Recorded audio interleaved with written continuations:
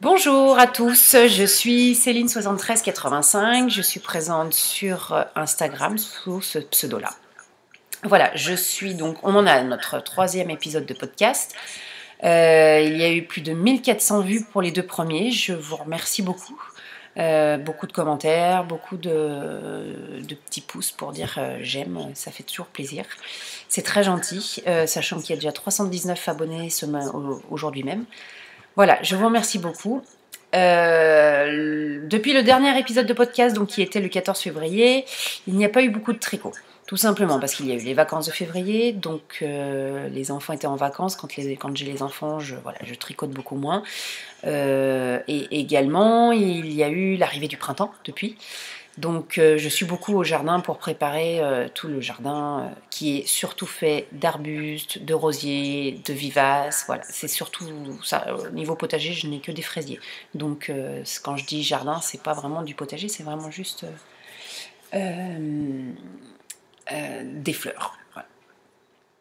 Alors au sommaire, je vais vous présenter mon projet fini, je n'en ai qu'un. Mes 3 en cours, dont 2, j'avais déjà dû peut-être vous en parler. Ensuite, il y aura mes achats. Et enfin, on va parler un petit peu de lecture aujourd'hui. C'est juste pour meubler un petit peu le podcast, que je vous dirai en fait ce que j'ai lu depuis le dernier épisode, donc depuis le 14 février. Voilà. On commence avec les projets finis. Alors, mon projet fini, pardon. Voilà, qui est le poncho Hugo de Gozia Grajdek, j'arrive jamais à le dire. Vous pouvez le retrouver sur Ravelry, c'est là que je l'avais acheté. Alors, tricoté. Alors, si je vous montre les épaules, ça va pas aller. Voilà. Tricoté en drops. Il est noir, hein. Je précise parce que vu la couleur... alors, quand il y a trop de soleil, j'arrive pas à vous montrer les vraies couleurs finalement des laines. Quand il n'y a pas assez de soleil, vous ne me voyez pas et finalement les couleurs sont pas terribles non plus. Donc, il est tricoté en drops Népal. Donc, on avait des côtes 4-4 pour le col. Non. Si, on voit mieux. Voilà. Donc la Drops Népal, c'est 65% de laine, 35% d'alpaca. Tricoté en aiguille 5, donc ça allait assez vite. Enfin, on dirait il y a quand même un sacré morceau. Hein. Voilà. Très pratique pour le soir, quand il fait froid, sur le canapé, pour tricoter autre chose. Voilà. J'aime beaucoup ce poncho, j'ai été très contente parce que c'est exactement ce que je cherchais. Bon, déjà quand je l'avais vu sur Ravelry, j'ai vraiment flashé parce que c'était exactement ce que je cherchais. En plus, c'est quand même une laine, la Drops Népal, c'est quand même une laine assez chaude. Elle tricote en aiguille 5, ça va assez vite. Et il est vraiment très chaud. Les soirs de printemps où on n'a pas allumé encore le feu pour se faire une petite flambée parce qu'il fait encore 21 dans 21 dans la maison, on se dit bon, on n'allume pas. Le poncho, voilà, on a juste un petit pull, c'est très pratique. Et il tient bien chaud. Ensuite, je vais vous présenter mes encours. Alors, premier encours, j'ai toujours mes chaussettes coloris Alucard de chez Arcoiris en qualité Goldfinger, donc 75% Stellina, 20% de nylon et 5%... Non, qu'est-ce que je dis 75% de mérino, 20% de nylon et 5% de Stellina. Voilà, la première est faite. On ne voit pas grand-chose en fait. Il faudra que je la lave et que je la bloque, mais j'attends de finir la deuxième. La deuxième, il me reste juste à monter encore un petit peu, après j'aurai fini et il me restera juste le talon à faire. Je les tricote en 2,5 celle-là, en Magic Loop. Voilà. Que dire d'autre?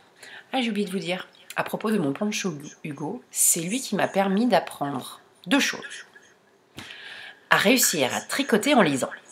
J'ai appris à tricoter sans regarder mon tricot. C'était pas une mince affaire. Et je vous parlerai du livre sur lequel, d'ailleurs, j'ai appris à tricoter sans regarder mon tricot. ce qui était un exploit pour moi. Et il m'a également aussi appris à tricoter des torsades sans aiguille auxiliaire.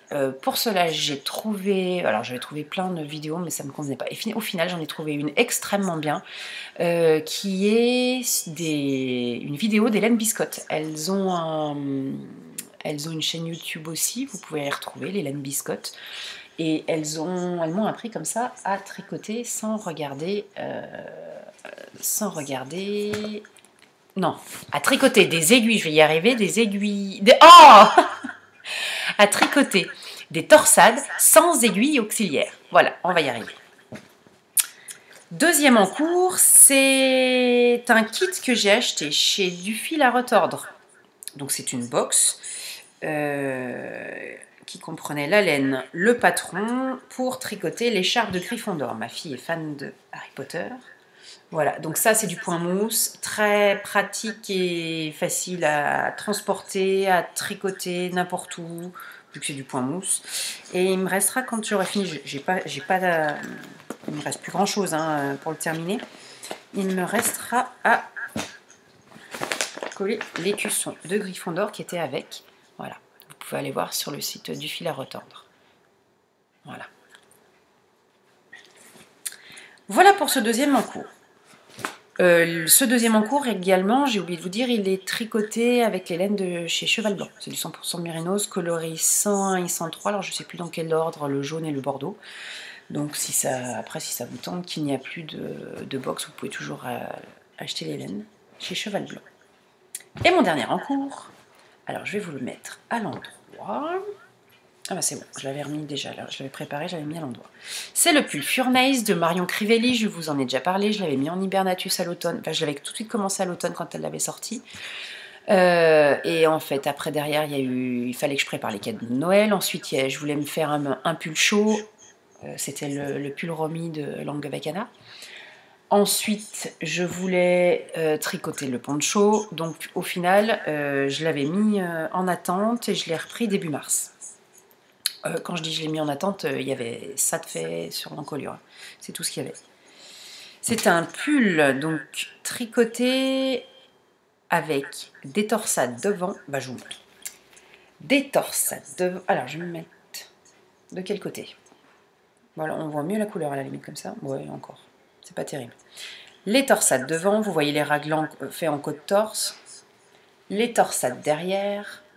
Voilà, et des côtes torse sur les bras. Je vous invite à aller voir son patron, au moins les photos sur Ravelry, parce que on voit sûrement mieux que là. Donc en fait, on commence sur les manches, on commence des côtes torse d'un côté, des côtes torse de l'autre, et qui viennent en fait se rejoindre. Alors en plus, comme ça bouge, qui viennent se rejoindre au même endroit ensuite. Voilà, on voit la limite là. Les côtes torse se rejoignent, vous voyez. Ici, voilà, elles se rejoignent pour n'en faire qu'une seule. Une double en fait. Voilà. Première fois que je tricote avec des aiguilles 30 cm. J'avais essayé les 23, ça me provoquait des douleurs sur le dessus de la main. Très désagréable, j'avais laissé tomber, j'avais repris le Magic Loop. Le problème du Magic Loop, c'est que je trouve on a bien beau dire de ne jamais tourner son tricot au même moment, de décaler toujours de quelques mailles. J'avais toujours cette bande là, sur le pull Romy, ça se voit, j'aime pas du tout. Donc j'ai voulu essayer les 30 et là par contre ça me convient super. Et là je vous dis, je suis au bout de la manche, il me reste je crois 2-3 cm avant d'attaquer la fin. Non, c'est pas des côtes 1-1 à la fin, je crois que c'est des côtes. Non, c'est même pas des côtes, c'est un rang à l'endroit, un rang à l'envers, de mémoire. Sauf que moi, je vais tricoter, je pense, des côtes torse. 1-1. Donc une côte. Enfin, une maille endroit, une maille envers, sachant que la maille endroit se fait en torse, la maille envers se fait en maille envers normale. Je pense que je vais faire ça. Voilà, j'en suis pas encore sûre et certaine. Voilà, et ce pull, je veux absolument le finir pour le Knit It, qui est samedi prochain. Puisque Marion sera là-bas, que je lui ai dit qu'elle pourrait me reconnaître parce qu'elle verrait mon pull sur moi. Donc il faut absolument que je termine jeudi, le temps de le bloquer vendredi et de le mettre samedi pour la Knit It, qui se déroule à Lyon, je vous rappelle. C'est un énorme festival de la laine avec avec plein d'exposants, notamment des teinturières que j'adore, de chez Heidi Heidi, avec Stéphanie, il y a Maison Corlaine avec Aurore, il y a la Féfile avec Cécile, il y a, enfin voilà, il y en a plein d'autres, hein, j'en oublie, il y a des ateliers proposés. Je pense que ça va être un énorme succès pour eux, enfin j'espère pour eux en tout cas que ce sera un énorme succès. Voilà, donc je veux absolument finir ce pull parce que je sais que Marion sera là, et donc je veux l'exposer fièrement, comme quoi j'ai fini mon pull. Voilà pour ce pull. Donc il est tricoté en... j'avais pris, puisqu'elle l'avait présenté, c'était une couleur rouge, qu'elle avait pris chez Squirrel Yarns. Donc j'ai pris chez Squirrel Yarns également. J'ai tricoté la taille M, donc il me fallait 1300 mètres de laine. C'est de la noisette fingering, en coloris Magnolia Black Tulip. Alors, le seul truc, c'est que, voilà, la couleur, c'est pas terrible. Je vous montre. Voilà, Squirrel Yarns. Les laines de l'écureuil. Voilà. Je le tricote en aiguille 3,25 ou 3,5. Non, 3,5, c'est ça. Voilà, je le tricote en 3,5. Alors, ce projet m'a permis de découvrir les wrap and turn, donc les mailles enveloppées tournées, wrap and turn, c'est ça. Et également, parce que vous avez vu les torsades qu'il y a à faire, j'ai pu, voilà, ce que j'avais appris sur mon poncho, c'est-à-dire à tricoter des torsades sans aiguilles auxiliaires, et ben j'ai pu le mettre en pratique sur ce pull, et puis vous voyez qu'il y en a. Alors, le bas est en attente tout simplement parce que là, je tricote les manches. Moi, je les aime bien longues. Voilà. Et quand j'aurai terminé les manches, bon, il me faudra un petit peu de fil pour l'encolure, mais ça, c'est pas énorme. Et après, je pourrais le faire bien long. Moi, j'aime bien les pulls bien longs. Bon, je dis pas qu'il m'arrive aux genoux, hein, on est bien d'accord. Mais quand même, j'aime bien les pulls bien longs. Donc, il me reste en fait un demi-écheveau, puisque pour 1300 mètres de laine, il y avait donc 50 grammes sur un petit écheveau. Voilà, j'attends, j'ai très hâte de le finir, j'ai très hâte de le porter samedi prochain, et j'ai très hâte d'être à samedi prochain, surtout. Voilà. Voilà pour mes 3 en cours. Je vais vous présenter donc maintenant mes achats, les achats que j'ai réalisés depuis le 14 février. Alors, je vous avais dit, lors de l'épisode précédent, que j'avais acheté chez Heidi Heidi, donc j'avais pas encore reçu, je venais d'acheter 2 jours avant.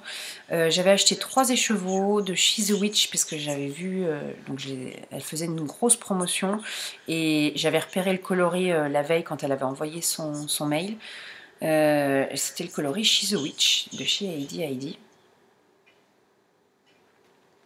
Voilà, coloris She's a Witch, là il ressort super bleu, alors qu'en fait il est bleu...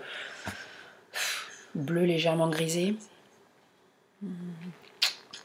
Alors, quand je m'en occuperai, j'essaierai de trouver des photos un peu... Mais je crois que j'en ai publié des photos sur Instagram, où j'avais dû utiliser un filtre pour vraiment avoir la couleur. Je pense que ça doit être pas mal. Vous pourrez aller voir sur mon profil Instagram, c'était à peu près les bonnes couleurs. Même chose d'ailleurs pour mon achat suivant.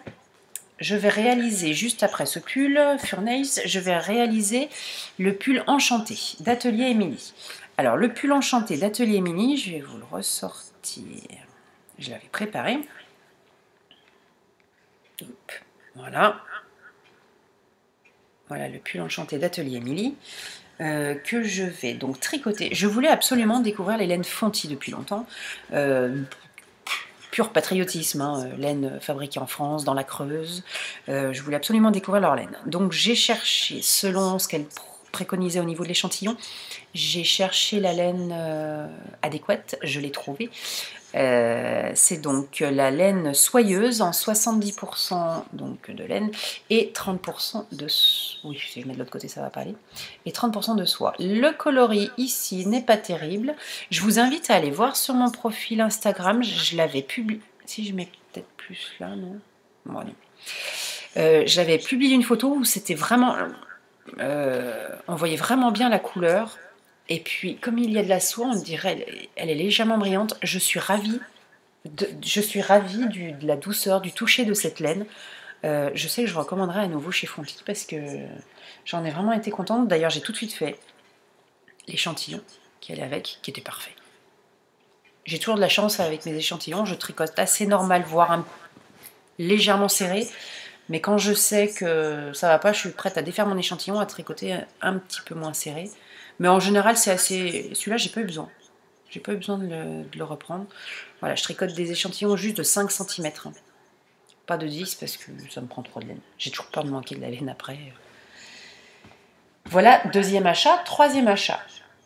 Pour le gilet Margot de Hollang avec Anna, donc Anna Dervaux. J'ai acheté chez Lana Mouré. Voilà. La gamme Cassiopée. Alors Cassiopée, c'est 75%, un peu comme ma laine à chaussettes, c'est exactement la même. C'est 75% de mérinos, 20% de nylon, 5% de stélina, et on voit super bien le stélina ici. Et ici, c'est un gris, et c'est le coloris Lancer un vœu dans la voie lactée.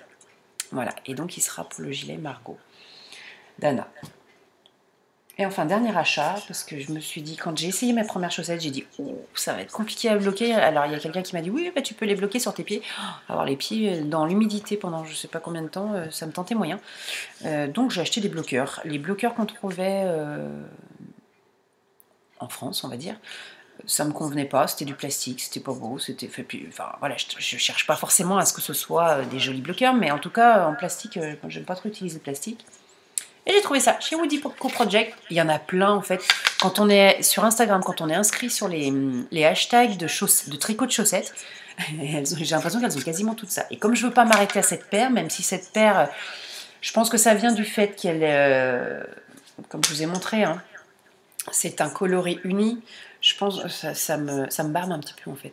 Mais comme j'ai acheté de la laine autorayante de chez les Jolies de Milly, pour la prochaine paire, je pense que ça sera parce que je me dirais tiens, allez, je fais une couleur, puis après le lendemain, ah bah tiens, allez, je fais une couleur aujourd'hui, puis une couleur demain. Je pense que ça sera un peu plus motivant. Donc voilà, j'ai acheté les bloqueurs de chaussettes chez Woody Co Project. Donc bah oui, je fais du 41, donc il a fallu acheter des grands bloqueurs de chaussettes. Et j'ai pris les petits moutons. On peut choisir le petit motif là. J'ai pris les moutons parce que c'est souvent du mérino que je tricote. Voilà pour mes achats, les trois laines et puis Woody Co Project. Voilà pour tout ce qui est tricot, puisque j'ai pas encore repris la couture, pas bien envie, mais il va falloir que je couse des jupes pour ma fille, vu que le printemps arrive, donc ça va pas tarder. Un seul projet fini, voilà. Un en cours principal, 2 en cours très secondaires, on va dire. Et maintenant, comme je vous disais, je vais vous présenter les lectures que j'ai faites depuis la dernière fois. Première lecture, Delphine de Vigan, Un soir de décembre. C'est l'histoire d'un romancier qui est un petit peu en perte de vitesse après son premier roman. D'ailleurs, le début m'a fait penser un petit peu à Joël Dicker avec La vérité sur l'affaire Harry Kéber. On a un peu le même genre de personnage qui est un petit peu déprimé après, parce qu'il n'arrive pas à écrire son deuxième livre. Et en fait, après avoir été... cet auteur a été très connu suite à son premier roman. Il déprime un petit peu parce qu'il a un peu le syndrome de la page blanche. Et il a une de ses admiratrices qui va lui écrire et qui est en fait une de ses anciennes connaissances avec qui il a une histoire d'amour. Et voilà. J'ai pas aimé, voilà, je le dis, hein, j'ai pas été vraiment fan. On m'avait beaucoup recommandé Delphine de Vigan, alors après j'ai peut-être pas commencé par le bon livre, j'en sais rien. Moi j'ai voulu prendre le premier, ça m'a pas trop. J'ai dû mettre quand même, le livre fait pas, il n'y a pas beaucoup de pages, hein, il y a 185 pages, j'ai dû mettre peut-être 15 jours à le lire, non, j'accrochais pas, voilà, c'est comme ça, hein. Par contre, le suivant, donc je vous disais que j'avais appris à tricoter sans regarder mon tricot pour pouvoir lire. C'était vraiment mon objectif, donc le poncho a été vraiment top parce que la plupart c'est du jersey. Alors pour ceux qui le connaissent, je pense que voilà. J'avais déjà lu le premier d'Aurélie Valognes qui était Mémé dans les orties. Mais alors celui-là, autant je mets... Alors souvent je mets des étoiles, suivant si j'ai bien aimé ou pas les livres. Autant Mémé dans... Alors je mets des étoiles de 1 à 5. Non, pas de 0 à 5, de 1 à 5. Donc par exemple, Delphine de Vigan, pour moi, enfin, un soir de décembre en tout cas, je mettrais 1 étoile. Mais dans les orties, je lui avais mis 3 étoiles. Celui-là, je lui en ai mis 5. J'ai mis le top. Le maximum, parce qu'il est vraiment top. C'est l'histoire d'une famille, et notamment du grand-père avec ses belles-filles. C'est extraordinairement drôle. On retrouve Aurélie Valone de Mémé dans les orties. Et voilà, j'ai déjà le suivant, qui est Minute Papillon. Et vraiment, je crois d'ailleurs que ce livre devait s'appeler Nos adorables belles-filles, Nos belles-filles adorables, quelque chose comme ça.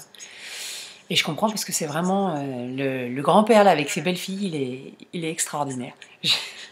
Enfin bon, ceux qui l'ont lu, je pense que vous voyez de quoi je parle. Ceux qui ne l'ont pas lu, lisez-le. Si vous devez commencer un Aurélie Valognes, je vous recommande vraiment celui-ci. Extraordinaire. Voilà. Et donc depuis je sais plus, une dizaine de jours, 15 jours, peut-être bien 15 jours. Je suis sur Bernard Minet, c'est le 5e, j'avais lu les 4 premiers. Alors dans l'ordre, il y avait la trilogie des Commandants Servaz, plus le dernier, c'était Nuit. Il y avait, alors attendez, ils sont derrière moi. Il y a Glacé, Le Cercle, N'éteins pas la lumière et Nuit. Voilà. Là, c'est pas du tout avec le Commandant Servaz, c'est une autre histoire qui se passe aux États-Unis. J'ai eu beaucoup de mal à accrocher sur les 200 premières pages. Par contre, après, donc j'ai dû mettre peut-être bien 10 jours à lire les 200 premières pages. Et une fois qu'on arrive à 200 pages, j'ai lu les 200. Combien j'en suis? J'en suis à 463, donc j'ai lu les 263 autres en 4 jours. Vraiment très bien. Là, on retrouve Bernard Minet. C'est vrai qu'au début, je me suis dit, j'étais un peu déçue, quoi. J'avais lu les 4 autres à chaque fois en moins d'une semaine. Celui-là, il a traîné un petit peu en longueur. Donc voilà, il m'en reste. Il y a combien de pages à ce livre? 500, ouais, presque 600. Donc il m'en reste 140. Je pense que d'ici la fin du week-end ou début de semaine, je l'aurai terminé. Voilà pour la lecture. Eh bien, c'est tout pour aujourd'hui. Je vous retrouve la prochaine fois. Le Nitit aura eu lieu, déjà. Et puis, je pense qu'on va y faire des belles rencontres. J'y vais même avec une Instagrammeuse, Marjocou. On y va ensemble, puisqu'elle habite pas loin de chez moi. Et je pense que ça va être un super festival. J'ai vraiment hâte. Ça va être mon premier festival en plus auquel je vais assister. Même mon premier. Enfin, je suis jamais allée à des salons de l'aide. Donc là, ça va vraiment être une première pour moi. J'ai vraiment hâte. Voilà. Eh bien, je vous dis à bientôt, soit au prochain épisode de podcast, soit au 6 avril si on se voit au Nitit. Et puis ben voilà. Je vous souhaite une bonne fin de journée. Merci encore de me suivre. Ou une bonne soirée. Oui, je vous dis bonne fin de journée, mais ça peut être une bonne soirée si vous me regardez le soir. Une bonne journée si vous me regardez le matin. Une bonne nuit si vous allez vous coucher. Et surtout, encore merci de m'avoir suivi. Et à bientôt. Au revoir.